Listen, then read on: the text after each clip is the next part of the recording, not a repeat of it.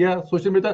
लेकिन सर इसमें आखिरी सवाल है, आपके सवाल से सवाल है ये सर, क्योंकि पनामा लीक्स जाहिर है उसकी वजह से आज हमारा मुल्क जिस हालत में पहुंचा है।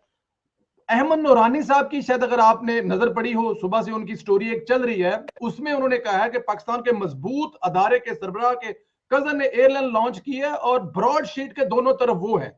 ये ऐसी चीजें चल रही हैं, वो ऑलरेडी आ चुकी हैं सर, इस किस्म की चीजें भी चल रही हैं। देखिए अनफॉर्चुनेटली देखें, ब्रॉड शीट ही ले लेना, हम अपने मुल्क के कितने बड़े बड़े नुकसान करवाते हैं, मुल्क को बदनाम भी करते हैं जी। और फिर उस वक्त जितने लोग हैं वो आप देखें कि एक एक करके वो लोग किधर हैं आजकल।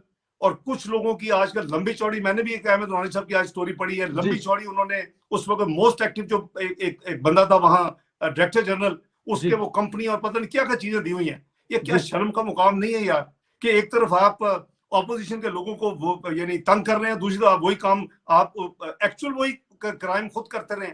और उसके अलावा ये है कि जी ब्रॉड शीट में आप देखें पाकिस्तान को कितना बड़ा नुकसान हो चुका है। और शरीफ फैमिली एक्सोनरेट हो गई, उसको इंटरनेशनल क्लीन चिट मिल गई, उन्होंने हजारों पाउंड दे के अपनी जान छुड़ाई शरीफ फैमिली से और माजरत करके कि ये आप हरजाना हमसे ले लें, अपनी लीगल कॉस्ट जो आपकी खर्च हो चुकी है। तो ये यार मुल्क को अरबों का नुकसान हो गया। तो क्या कोई जिम्मेदार है? कोई जिम्मेदार नहीं है। एक रिटायर्ड जज को पकड़ते हैं जिसने पनामा में बड़ा की रोल अदा किया था, उसको ला के बिठाते हैं इसको देखने के लिए ब्रॉड शीट। और मेरी इत्तला है कि उन्होंने जो वहां एविडेंस है भी कुछ लोगों के खिलाफ जिनको पकड़ना चाहिए फ्यूचर में, वो साफाया करके तो वो घर चले गए हैं। वो यार बस करो यार ये तमाशे पाकिस्तान के साथ।